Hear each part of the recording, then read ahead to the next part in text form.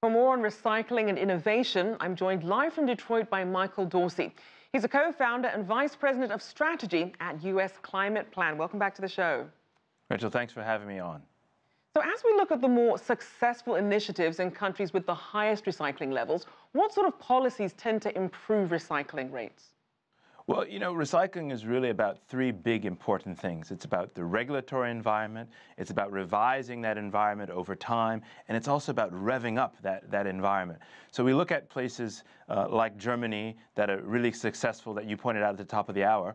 They've definitely got that 60% recycling rate, but they've got it because they've been at it for a couple of decades now. So they've got rules in place, they've got a good regulatory environment. But they've also been revising that regulatory environment, pushing for higher targets in the future. They've got a 2030 commitment of going to 70% like their Swiss colleagues.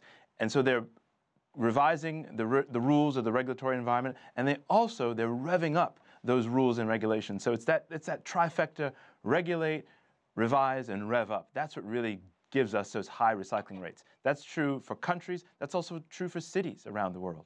And which major or developing economies really need to do better when it comes to recycling?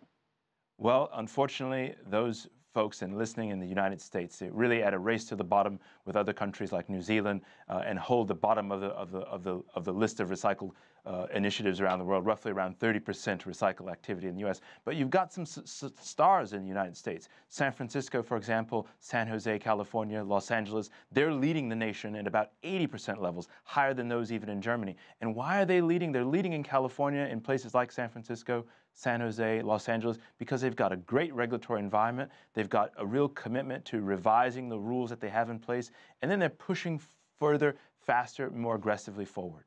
Now, you might have seen this. A disturbing viral video has been circulating of a dead whale that washed up along the coast of Indonesia with 1,000 pieces of plastic, from bottles to flip-flops, found in its stomach. Now, some netizens are calling it nature's wake-up call. It seems like we've had a lot of those. But just how dire is the world's recycling problem?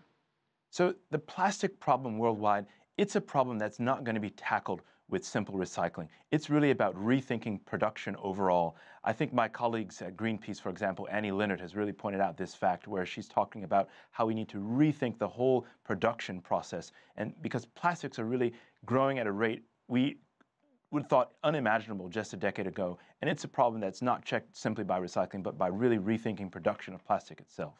And so as we look at that, not just the recycling, but also the circular economy, what are some of the innovations that are helping to improve these rates? I think one of the biggest innovations is one that's taking place right here in Michigan. They started almost a generation ago in the late 70s with a simple 10-cent charge, 1 yuan for your Chinese listeners, on bottles here. And that's taken the bottle recycling rate in this small state to almost 100%. So small incentives on the revenue side can drive recycling, can get us up to almost 100% recycling rates. And it's really important. And that's a lesson for places like China. That's a lesson for places in Europe that are trying to increase their rates. And that revenue, we can cycle that back into other initiatives to tackle the waste stream and drive innovation in reducing waste even further. Now, given that it's the holiday season, we also should look at private companies. Just how much of a consideration is recycling when some of these brands are considering their packaging for their products, or perhaps even these logistic companies that deliver thousands and thousands of boxes?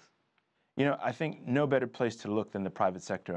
I'm reminded of the work that SC Johnson is actually trying to roll out now. They're the makers of what your listeners know as the Ziploc bags. They've been driving that space for some time, and they're now trying to roll out a process and a program to recycle those bags. So the private sector is indeed backing and driving innovation worldwide. It's critical and it's important. So as we look at some of the financial incentives, we've seen some countries banning plastic bags. You've seen some of these money-back programs for recycling. Countries like the UK are making you recycle your food, separate out everything. But just how effective are these financial incentives? The financial incentives are really, really effective. Again, the example in Michigan, you've got nearly 100% bottle recycling. That doesn't apply to all recycling, but for bottles, it's almost 100%.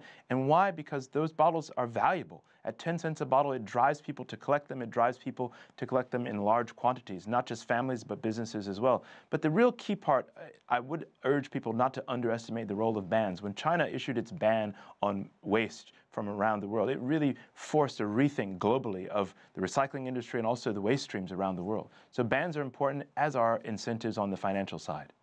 And just very quickly, we have about 20 seconds left. If you had one key message for consumers at home, being that this is the holiday season, around this issue, what would it be? I would say definitely focus your mind on reduce, reuse, recycle, but also think about how you can regulate, how you can revise and review those regulations, and then how you can rev up those regulations to achieve higher and higher targets. All right, thank you so much. Michael Dorsey there, co-founder and vice president of strategy at US Climate Plan.